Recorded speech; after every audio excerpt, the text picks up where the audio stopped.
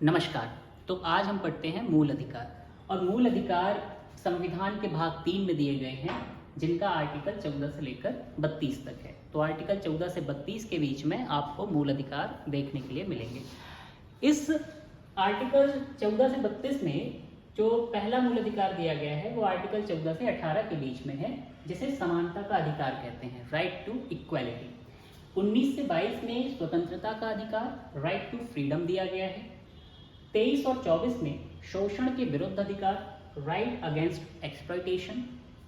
25 से 28 में धार्मिक स्वतंत्रता का अधिकार, right to freedom of religion.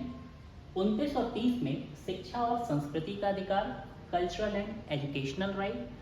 और आर्टिकल 32 में संवैधानिक उपचारों का अधिकार, right to constitutional remedies.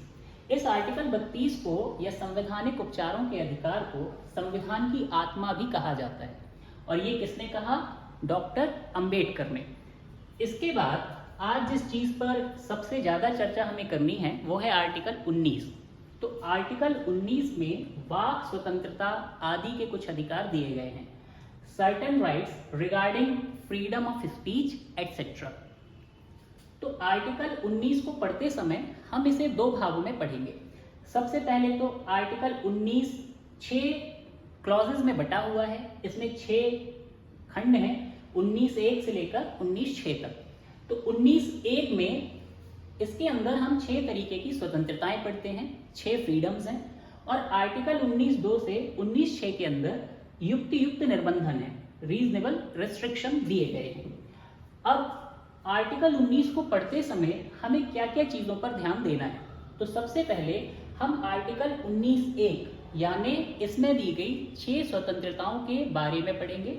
Article 19(1) में 6 तरीके की बातें लिखी गई हैं, उन्हें आर्टिकल 19(1)(a), 19(1)(a, इसी तरह से 1B, 1C, 1D, 1E और 1G। तो ये 6 तरीके की आज़ादी है। इसके बाद आर्टिकल 19(2) से 19(6) में जो रीजनेबल रिस्ट्रिक्शन दिए गए हैं उन सब चीज़ों के बारे में पढ़ेंगे। युक्त निर्बंधन के बारे में पढ़ेंगे।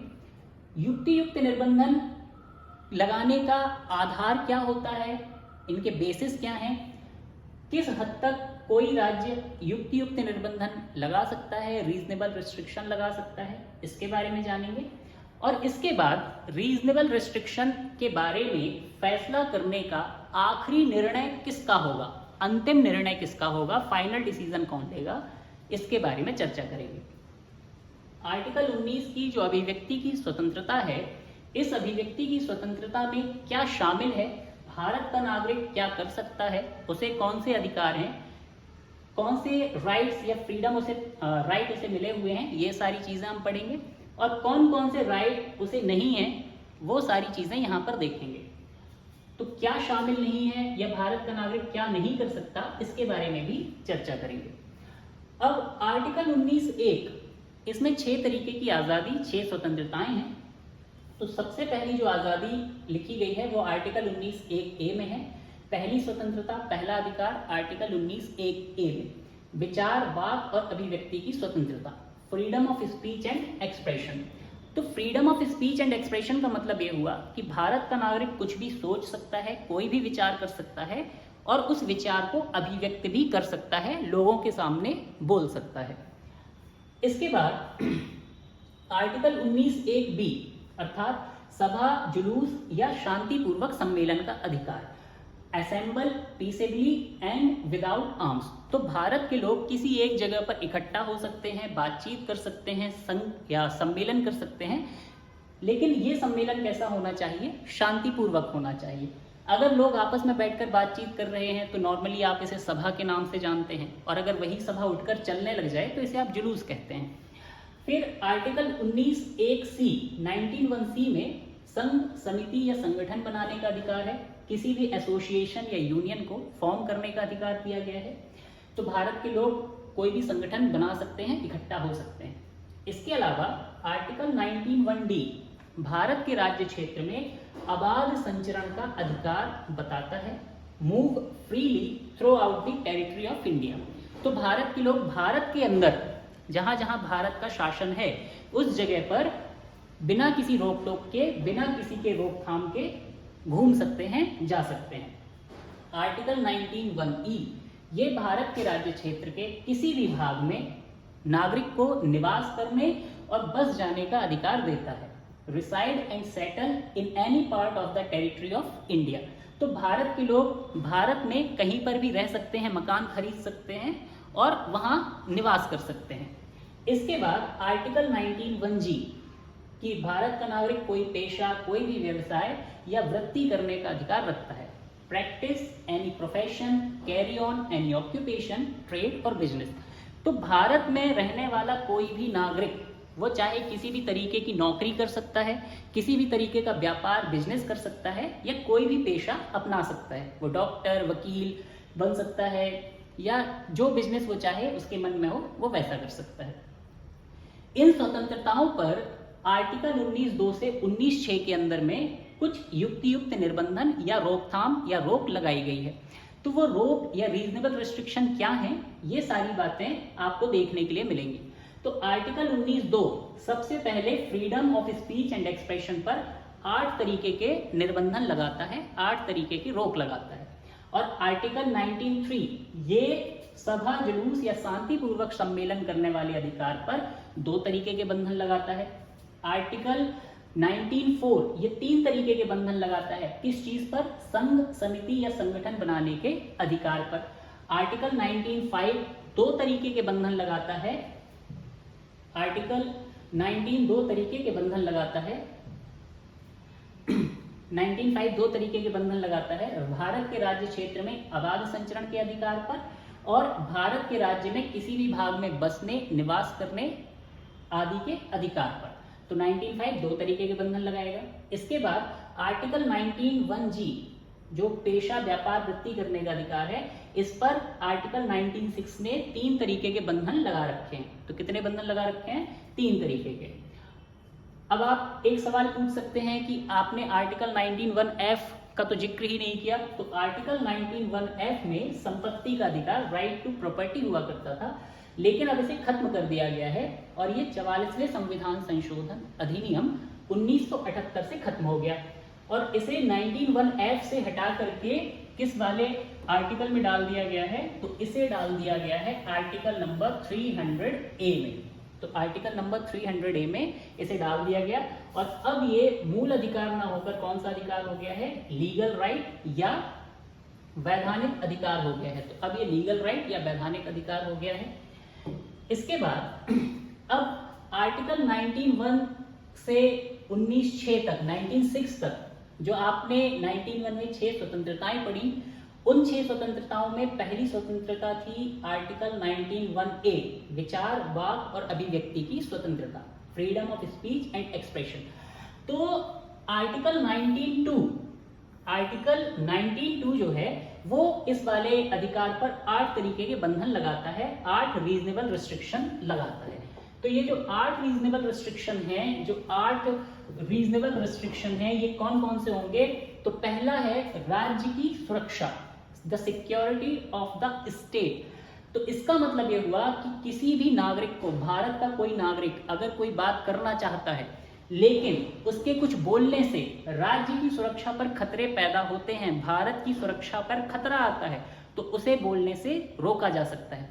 फॉर एग्जाम्पल, अगर भारत का कोई नागरिक कोई गुप्त जानकारी पड़ोसी देश को या शत्रु देश को दे देता है, तो शत्रु देश इसका फायदा उठा सकता है और भारत के ऊपर एक खतरा आ सकता है। तो इस गुप्त जानकारी को देने से या गुप्त जानकारी के बोले जाने से रोक लगाई जा सकती है।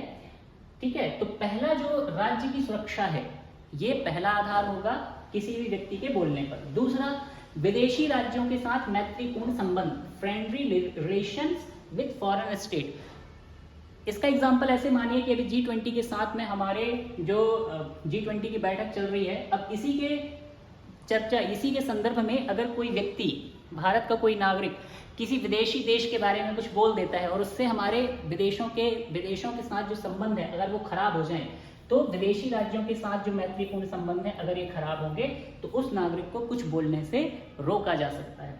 तीसरा, लोक व्यवस्था, पब्लिक ऑर्डर। यदि कोई नागरिक कुछ कहे और उससे पब्लिक ऑर्डर बिगड़ जाए, मान लीजिए कि अगर उसने कुछ ऐसी चीज कही जिससे दंगे भड़क सकते हैं, जिससे लोगों में रोष पैदा हो सकता है, तो उसे बोलने से रोका जा सकता है, पब्लिक ऑर्डर को बिगड़ने से रोका जा सकता है। उसके बाद अगली चीज है शिष्टाचार या सदाचार।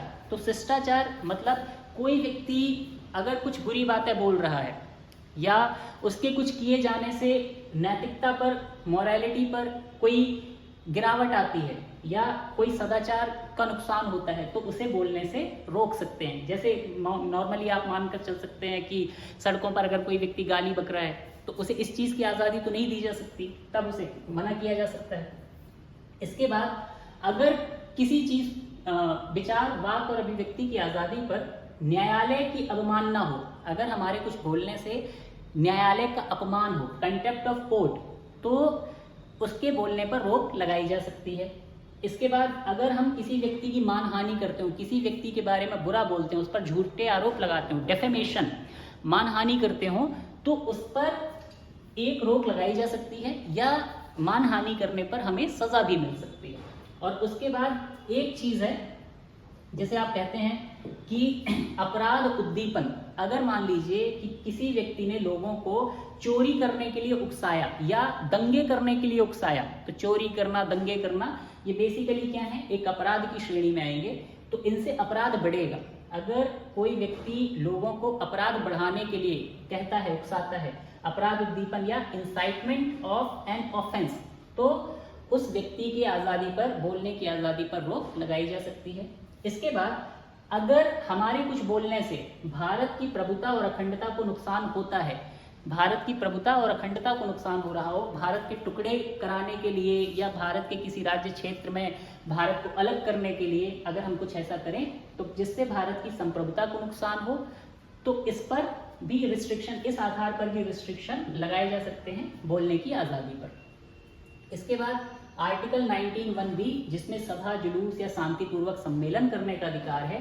आर्टिकल 19(3) इस पर दो तरीके के बंधन लगाता है। तो दो तरीके के बंधन कौन से हैं कि देश की प्रभुता और अखंडता, अगर मान लीजिए कि हम कुछ ऐसा एक संगठन बनाते हैं जिससे देश की प्रभुता और अखंडता को नुकसान हो। फॉर एग्जाम्पल आप मानिए कि अगर लोगों ने एक आतंकवादी तरह का कोई समूह बना लिया, आतंकवाद के लिए एक समिति बना ली कि भारतीय आतंकवादी समिति जैसा कुछ बना लिया, और उससे उसको भारत की जो अखंडता है या भारत की प्रभुता को नुकसान होने लगे, तो इस तरह के संघ या समिति बनाने पर रोक लगाई जा सकती है। या कि भारत के चोरों ने आपस में मिलकर कोई समिति बना ली तो उस पर रोक लगाई जा सकती है। इसी तरह से लोक व्यवस्था, मान लीजिए कि बहुत सारे लोग आपस में मिलकर के कोई एक ऐसा संगठन बना लें जिससे भारत में जो पब्लिक ऑर्डर चल रहा है उससे नुकसान होने लग जाए। जैसे कभी कभी आप देखते होंगे कि कई ग्रुप मिलकर के सड़कों पर इकट्ठे हो जाते हैं और ट्रैफिक को रोक देते हैं, लोक व्यवस्था को बिगाड़ देते हैं, तो उनके सभा या जुलूस करने पर भी उनको बंधन लगाए जा सकते हैं, उन्हें हटाया जा सकता है। इसके बाद जो आर्टिकल 19(1)(c है जिसमें संघ, समिति या संगठन बनाने का अधिकार है, तो आर्टिकल 19(4) उस पर तीन तरीके के बंधन लगाता है।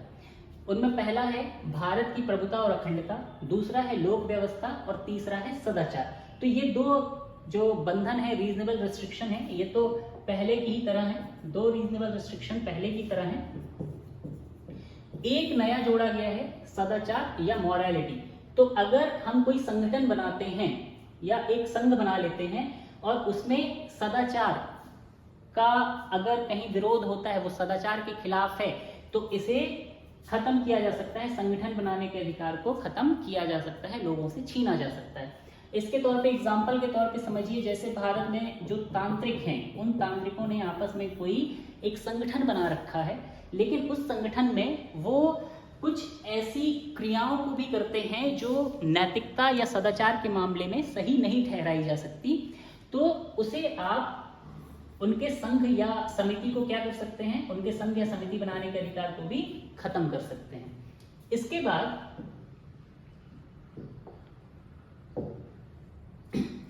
आर्टिकल 19(1)(d) और 1(e) जो भारत में कहीं भी घूमने या भारत में कहीं भी बस जाने के अधिकार देता है, तो आर्टिकल 19(5) इन दोनों पर दो तरीके के बंधन लगाता है। आर्टिकल 19(5) इन दोनों पर दो तरीके के बंधन लगाता है। सबसे पहले ये बंधन लगता है साधारण जनता के हित में।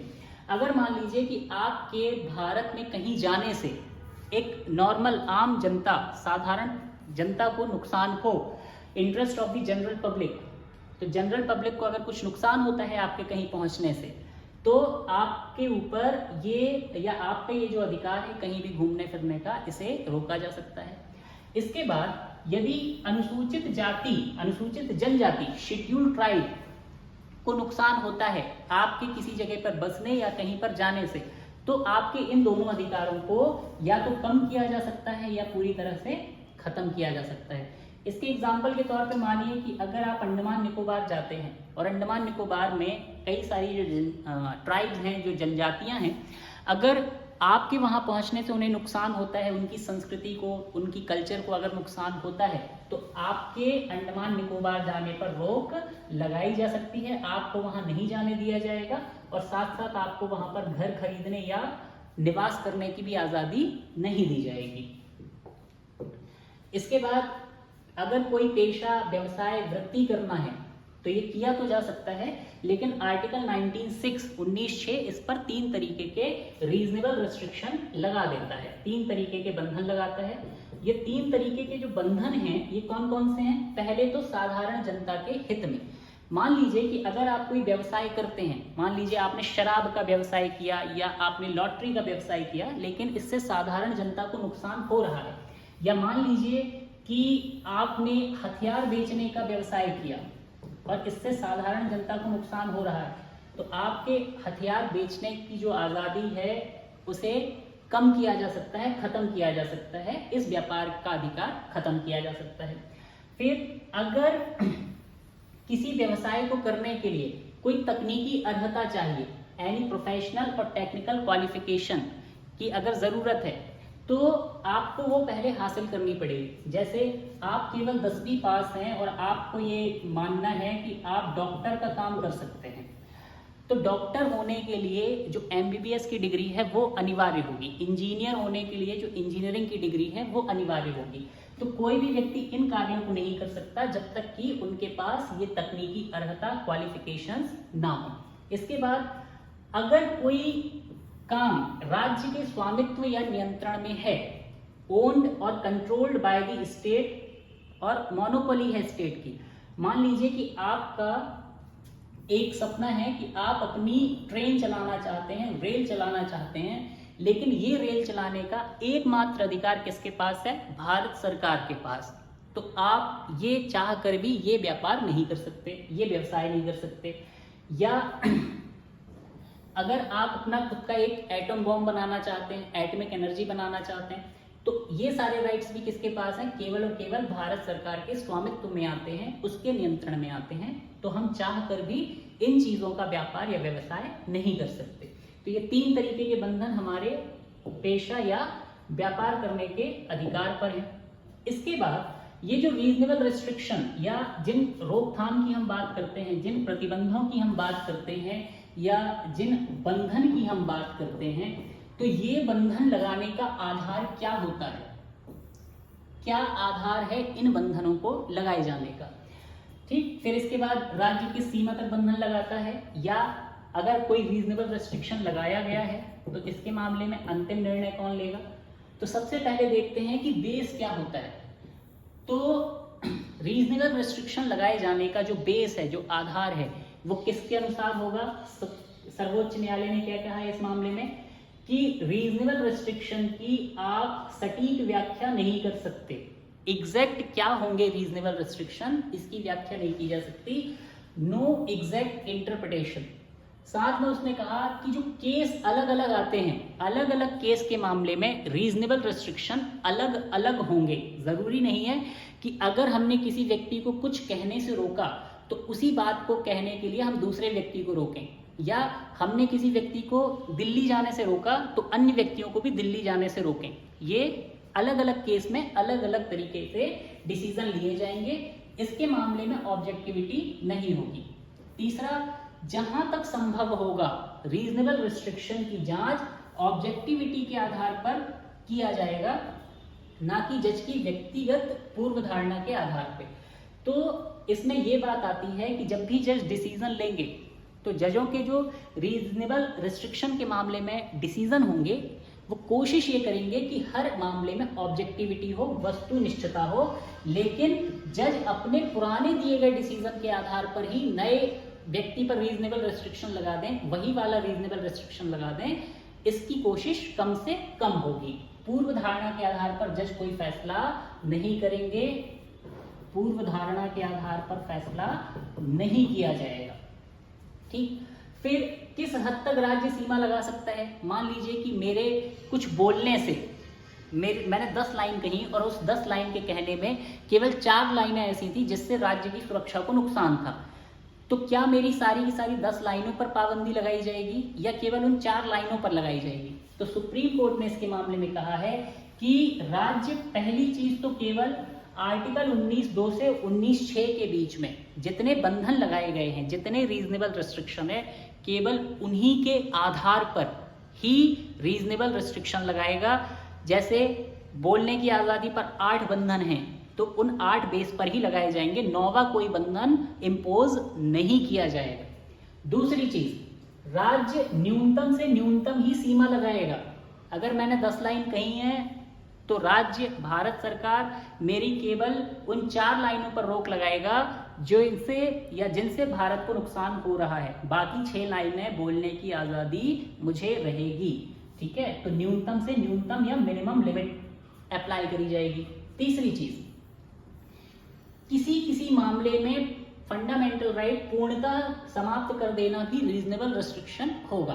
तो ये सामान्यता नहीं है, लेकिन किसी मामले में एक्सेप्शन वाले केसेस में, मान लीजिए कि अब मैंने 10 लाइन कही और उन 10 लाइनों में से 9 लाइन नुकसान पहुंचाती हैं, तो हो सकता है कि मेरे पूरे तरीके से मैंने जो भी कुछ कहा उस पूरे कहने को या बोलने के अधिकार को खत्म कर दिया जाए। तो कभी कभी फंडामेंटल राइट को कम ना करके पूरी तरह से खत्म भी किया जा सकता है। इसके बाद अंतिम निर्णय किसका होगा, फाइनल डिसीजन किसका होगा?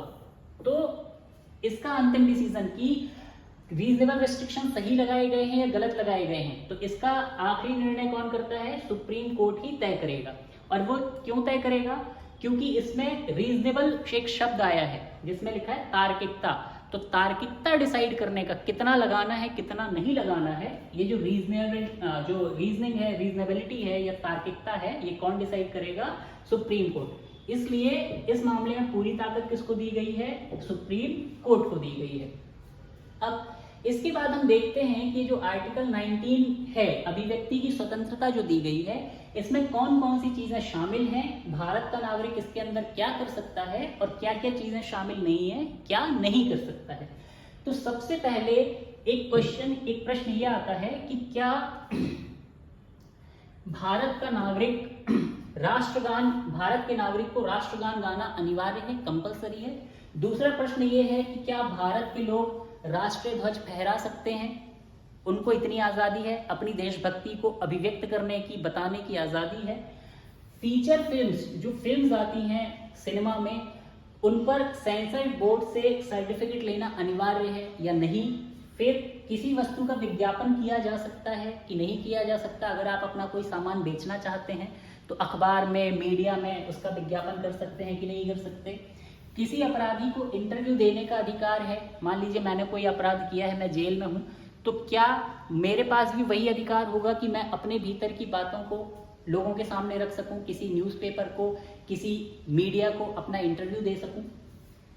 मीडिया और प्रेस को कौन कौन से अधिकार होंगे कि भारत में जो अखबार छपते हैं, जो न्यूज़ चैनल्स चलते हैं, उन पर कौन कौन से अधिकार हैं, उन्हें कौन कौन से राइट दिए गए हैं, ये देखना है। भारत में आईटी एक एक्ट चलता है, आईटी एक्ट की धारा 66A, इसके बारे में पढ़ेंगे कि जो इसका उपयोग है वो संवैधानिक है या असंवैधानिक है। और इसके बाद फाइनली इंटरनेट का अधिकार फंडामेंटल राइट है कि नहीं, तो ये सबसे लेटेस्ट चीज है। तो इंटरनेट का अधिकार एक फंडामेंटल राइट है या नहीं है, इसके बारे में जानेंगे। फिर भारत बंद बुलाना, ये शामिल होगा, हम बुला सकते हैं कि नहीं, ये अधिकार हमें है कि नहीं। लॉटरी बेचना, तो लॉटरी हम बेच सकते हैं कि नहीं बेच सकते, इसका व्यापार करने का अधिकार है या नहीं। और हम क्या कोई ऐसा विज्ञापन भी कर सकते हैं जिससे स्वास्थ्य पर बुरा प्रभाव पड़ता हो, जैसे मान लीजिए कि शराब वगैरह का विज्ञापन करना है, एडवर्टाइजमेंट करना है, तो क्या ये किया जा सकता है कि नहीं। इन सारी चीजों के बारे में चर्चा करेंगे। तो सबसे पहला क्वेश्चन ये कि जो राष्ट्रगान है, नेशनल एंथम है, ये गाना अनिवार्य है। जैसे स्कूल में, कॉलेज में जब बच्चों को राष्ट्रगान गाने के लिए खड़ा किया जाता है, तो क्या वो राष्ट्रगान गाना उनके लिए अनिवार्य है या वो मना कर सकते हैं। तो इसके बारे में एक केस है, जैसे कहा जाता है बिजॉय इमैनुअल वर्सेस केरला स्टेट का केस 1987 का। तो इस 1987 के केस में, इमैनुअल वर्सेस केरला स्टेट के केस में, ये जो इमैनुअल था ये केरला में पढ़ने वाला एक यहूदी बच्चा था, यहूदी धर्म को मानने वाला एक बच्चा था। यहूदी धर्म में एक चीज ये होती है कि आप प्रशंसा या प्रार्थना करते हैं केवल अपने ईश्वर की, किसी और की प्रार्थना नहीं कर सकते। तो इस बच्चे ने भारत के राष्ट्रगान को गाने से मना कर दिया, इसलिए केरल के स्कूल ने इसे स्कूल से निकाल दिया। फिर इसके माता पिता जब सुप्रीम कोर्ट गए तो उन्होंने इस चीज को कहा कि हम केवल ईश्वर की प्रार्थना कर सकते हैं, इसलिए राष्ट्रगान गाना अनिवार्य नहीं होना चाहिए। तो सुप्रीम कोर्ट ने इस मामले में क्या डिसीजन दिया, सुप्रीम कोर्ट ने कहा कि अभिव्यक्ति करने की आजादी में, अगर अभिव्यक्ति की आजादी है, आप कुछ बोलना चाहते हैं, तो उस बोलने की आजादी में नहीं बोलना भी शामिल है। अगर आप कुछ नहीं बोलना चाहते तो आपको वो अधिकार भी होगा। मैं अगर किसी से कोई बात कहना चाहता हूं तो ये मेरा अधिकार है, लेकिन अगर मैं कुछ नहीं कहना चाहता तो ये भी मेरा अधिकार होगा। इसलिए राष्ट्रगान गाने के या देशभक्ति को दिखाने के जो अधिकार है उसमें नहीं दिखाने का अधिकार भी शामिल होगा। तो सुप्रीम कोर्ट ने इस मामले में क्या कहा कि कंपल्शन नहीं है, आप चाहें तो राष्ट्रगान नहीं भी गा सकते, इसकी कोई अनिवार्यता नहीं है, लेकिन ये एक्सपेक्टेड जरूर होगा, आपसे उम्मीद की जाएगी कि आप गाइए, ये वांछनीय जरूर है लेकिन कंपल्सरी नहीं है। ठीक, इसके बाद जो अगला प्रश्न इसमें है कि क्या भारत का कोई आम नागरिक राष्ट्रीय ध्वज फहरा सकता है या नहीं फहरा सकता। तो राष्ट्रीय ध्वज फहराकर अपनी देशभक्ति का परिचय या अभिव्यक्त करना का अधिकार इस फ्रीडम ऑफ स्पीच में है या नहीं। तो नवीन जिंदल जो कि भारत के एक बड़े कारोबारी हैं, उन्होंने एक PIL दाखिल करी। तो Naveen Jindal versus union of India के केस में 2004 में सुप्रीम कोर्ट ने ये डिसीजन दिया कि भारत का कोई भी नागरिक राष्ट्रीय ध्वज फहरा सकता है और अपनी जो देशभक्ति की अभिव्यक्ति है, जो देशभक्ति है वो दिखा सकता है। लेकिन इसमें कुछ शर्तें जरूर रखी गई हैं कि आप राष्ट्रीय ध्वज फहरा तो सकते हैं, लेकिन उसकी कुछ शर्तें होंगी जिससे राष्ट्रीय ध्वज का अपमान ना हो। उसे सही तरीके से फहराने के बाद उसे सही तरीके से उतारना और उसको किस तरीके से अलग किया जाएगा, किस तरीके से उसे जलाकर एक साइड में रखा जाएगा, ये सारी शर्तें भी सुप्रीम कोर्ट ने इसके बारे में बताई हैं ताकि राष्ट्रीय ध्वज का अपमान ना हो। इसके बाद जो अगला प्रश्न है वो ये कि जब भारत में फीचर फिल्म्स आती हैं, फीचर फिल्म या फिल्म बनाना एक कलाकार, एक डायरेक्टर की अभिव्यक्ति है, वो कुछ बताना चाहता है लोगों को। तो जब वो मूल रूप में फिल्म बनाता है तो उसी मूल रूप को लोगों के सामने रखे या उसकी जो कलाकृति है या जो उसकी अभिव्यक्ति है वो पहले किसी एक सेंसर बोर्ड से होकर गुजरे। अगर मान लीजिए कि कोई फिल्म सेंसर बोर्ड से होकर जाती है तो सेंसर बोर्ड क्या करता है, उस पर बहुत सारी काट छाट कर देता है। तो कलाकार की जो मूल अभिव्यक्ति थी वो तो जनता तक पहुंचती ही नहीं है। इससे क्या हुआ, जो कलाकार था उसकी अभिव्यक्ति की आजादी को कहीं ना कहीं नुकसान हुआ है। तो क्या इस मामले में जो फीचर फिल्म्स होती हैं उनको सेंसर बोर्ड से सर्टिफिकेट लेना अनिवार्य होना चाहिए या नहीं। क्योंकि फीचर फिल्म एक्ट जो 1952 में बनाया गया था उसमें यह कहा गया है कि सर्टिफिकेट लेना जस्टिफाइड है, अनिवार्य है। और ऐसा क्यों कहा गया, क्योंकि फिल्म जो है जब थिएटर्स में रिलीज होती है तो बहुत बड़ी जनता, एक बहुत बड़े मास में लोग उसे देखने के लिए जाते हैं और कोई भी फिल्म लोगों को बहुत बड़े स्तर पर प्रभावित करती है। इसीलिए चूंकि फिल्म का असर व्यापक होता है, जब फिल्म का इम्पैक्ट क्या होता है, बहुत ज्यादा व्यापक होता है और लोगों को बहुत बड़े लेवल पर ये प्रभावित करता है, इसलिए ये कहा जाता है कि फिल्म का या फिल्म्स को सेंसर बोर्ड से होकर गुजरना अनिवार्य है, ताकि फिल्म में कोई ऐसी बात ना हो जो लोगों को गलत तरीके से प्रभावित करती हो। ठीक, इसके बाद जो अगला प्रश्न है वह ये कि किसी वस्तु का विज्ञापन या एडवर्टाइजमेंट किया जा सकता है या नहीं किया जा सकता।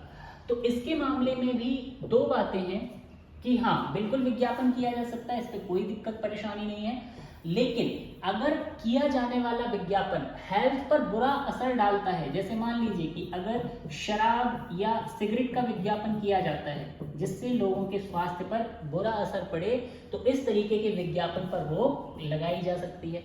इसलिए आप अक्सर टीवीज वगैरह में, टेलीविजन में देखते होंगे, कभी भी आपको शराब और सिगरेट के एडवर्टाइजमेंट देखने के लिए नहीं मिलेंगे।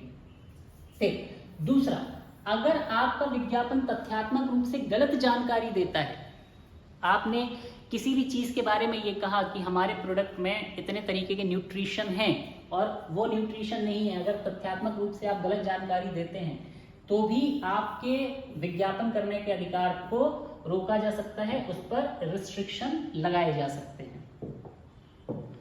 इसके बाद जो अगला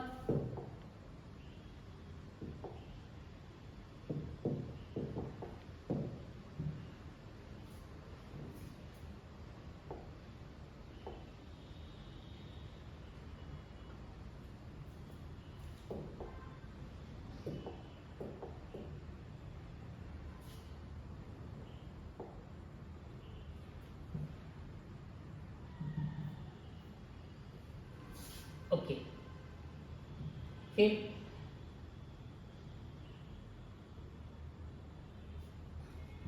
इसके बाद अगली चीज है कि किसी अपराधी को इंटरव्यू देने का अधिकार है या नहीं। मान लीजिए कि कोई अपराधी जो जेल में है उसे इंटरव्यू देने का अधिकार है कि नहीं।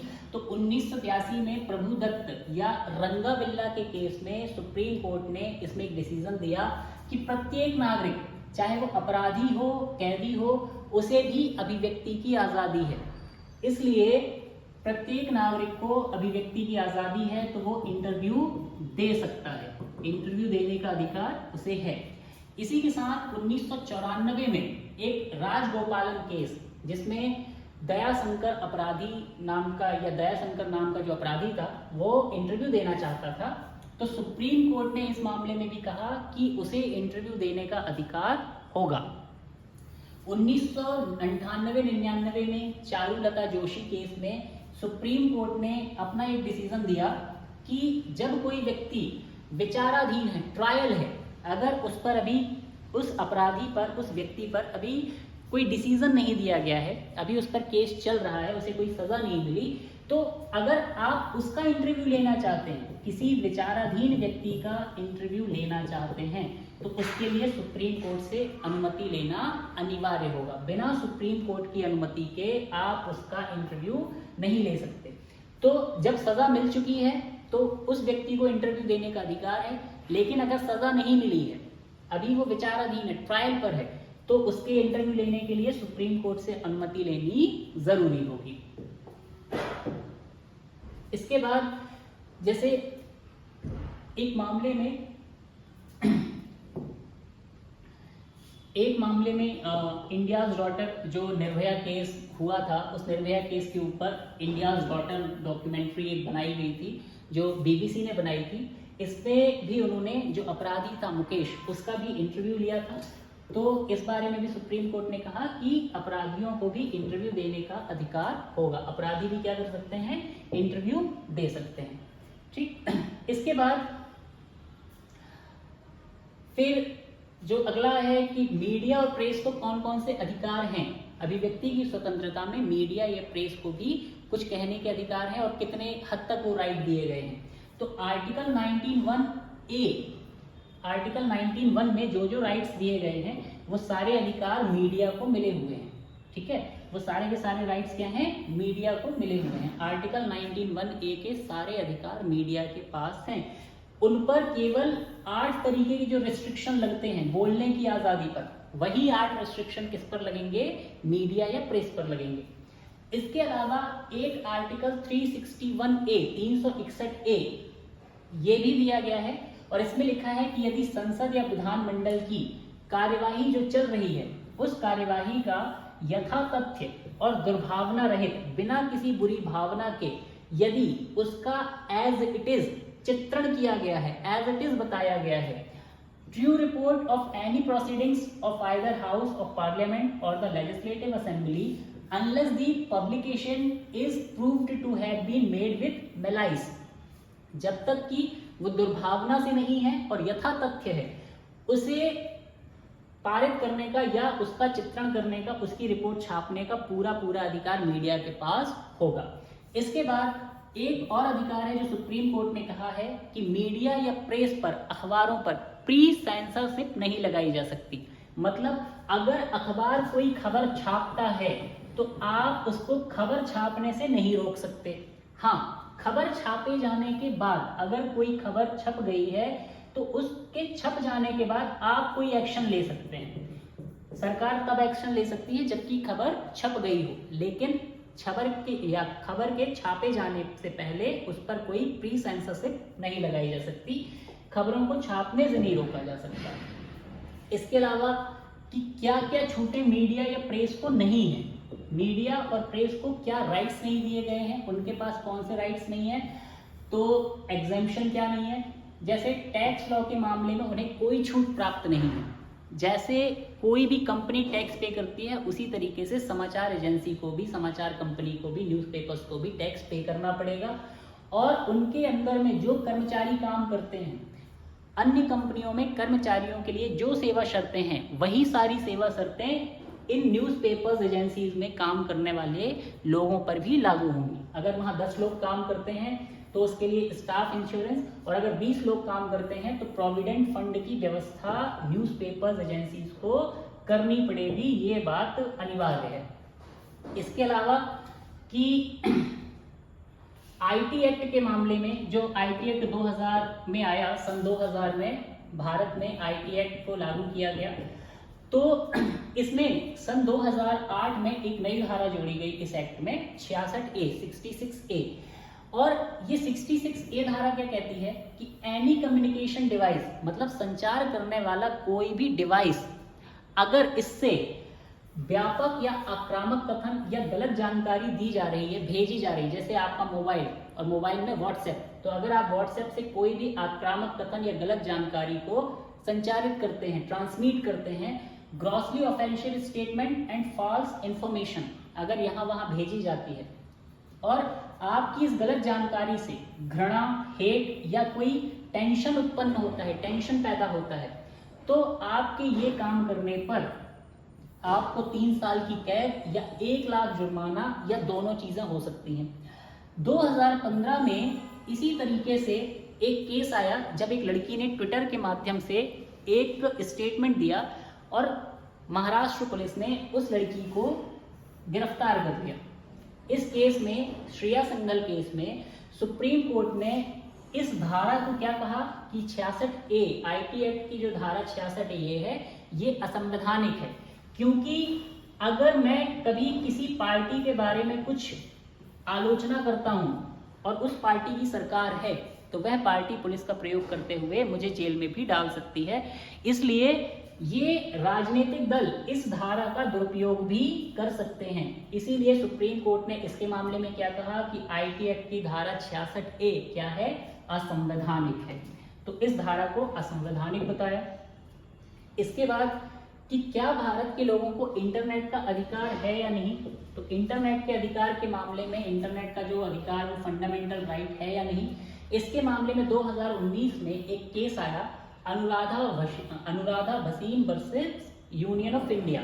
तो 2019 के Anuradha Bhasin versus union of India case में सुप्रीम कोर्ट ने कहा कि access to the internet is fundamental right. Internet तक पहुंच एक मूल अधिकार है, फंडामेंटल राइट है।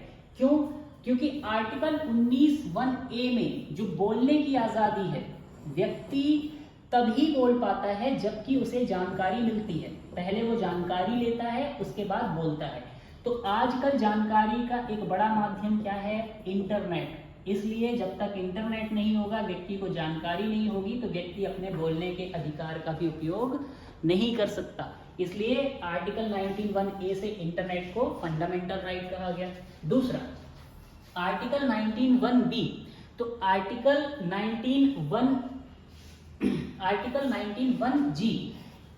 19(1)(g) में हम जब कोई व्यवसाय करते हैं, कोई पेशा करते हैं, बिजनेस करना चाहते हैं, तो इंटरनेट आज बिजनेस करने का एक बड़ा माध्यम है। इसलिए बिजनेस करने के लिए भी इंटरनेट की जरूरत है। तो इस वजह से भी इंटरनेट को क्या कहा गया? फंडामेंटल राइट माना गया है। और इसके बाद आर्टिकल 21 में जो निजता का अधिकार है, राइट टू प्राइवेसी, या फोन या इंटरनेट, तो इसके लिए भी सुप्रीम कोर्ट ने आर्टिकल 21 को या लाइफ ऑफ डिग्निटी को, गरिमापूर्ण जीवन के अधिकार के अंदर इंटरनेट को क्या रखा है? एक फंडामेंटल राइट के रूप में माना है। तो ये एक तरीके का फंडामेंटल राइट है। अब इसके बाद इन सारे के सारे अधिकारों में अभिव्यक्ति की स्वतंत्रता में क्या शामिल नहीं है या हम क्या नहीं कर सकते? तो विच इज नॉट इंक्लूडेड। इस मामले में पहली चीज तो ये है कि भारत बंद बुलाना या बंद बुलाना, ये जो कि एक हड़ताल का एक तरीका होता है, क्या ये बुलाया जा सकता है कि नहीं? तो इसके मामले में ये है कि दूसरों को जबरदस्ती बंद करने के लिए बाध्य करना, ये फंडामेंटल राइट नहीं है, मूल अधिकार नहीं है। आपकी मर्जी हो, अगर आपकी मर्जी है तो आप बंद कर सकते हैं अपने दुकानों को, लेकिन आप दूसरों को दुकान बंद करने के लिए बाध्य नहीं कर सकते। बंद करना आपका फंडामेंटल राइट है, लेकिन बंद कराने के लिए बाध्य करना फंडामेंटल राइट नहीं है। इसके बाद जो लॉटरी बेचना है, तो लॉटरी बेचने को व्यापार की स्वतंत्रता प्राप्त है या नहीं? लॉटरी ट्रांजैक्शन को आर्टिकल 19(1)(g) की आज़ादी है कि नहीं है? तो इस मामले में सुप्रीम कोर्ट ने जो अपने डिसीजन दिए, उस मामले में सुप्रीम कोर्ट ने कहा कि लॉटरी बेचने का प्रमुख तत्व केवल अवसर, चांस होता है। लॉटरी इसलिए बेची जाती है ताकि क्योंकि लोगों को ये लगता है कि उनके भी मौके आ सकते हैं, वो भी जीत सकते हैं। जबकि विक्रय, जब हम किसी चीज को बेचते हैं, सेल करते हैं, तो सेल का जो प्रमुख मेन इंग्रेडिएंट होता है वो कुशलता होती है। आप किसी चीज को क्यों बेच पाते हैं? क्योंकि वो कुशलता है। जबकि लॉटरी क्यों बिकती है? क्योंकि उसमें लोगों को चांस दिखता है। इसलिए लॉटरी ट्रांजैक्शन को कॉन्स्टिट्यूशनल प्रोटेक्शन, संवैधानिक सुरक्षा प्राप्त नहीं होगी। आर्टिकल 19(1)(g) के अंदर अगर आप लॉटरी बेच रहे हैं तो ये आपका मूल अधिकार नहीं है। सरकार चाहे तो लॉटरी बेचने के अधिकार को बंद कर भी सकती है, ये उसके ऊपर है। इसे कॉन्स्टिट्यूशनल प्रोटेक्शन हासिल नहीं होगा, कॉन्स्टिट्यूशनल प्रोटेक्शन इसे हासिल नहीं है। इसके बाद अगर स्वास्थ्य पर बुरा प्रभाव वाले विज्ञापन दिखाए जाते हैं तो क्या उन पर रोक लगाई जा सकती है? Advertisement, negative impact on health, हाँ, तो बिल्कुल इस पर प्रतिबंध लगाया जा सकता है। जैसे शराब, सिगरेट या मादक पदार्थ जो होते हैं, उन पर प्रतिबंध लगाया जा सकता है। इसके बाद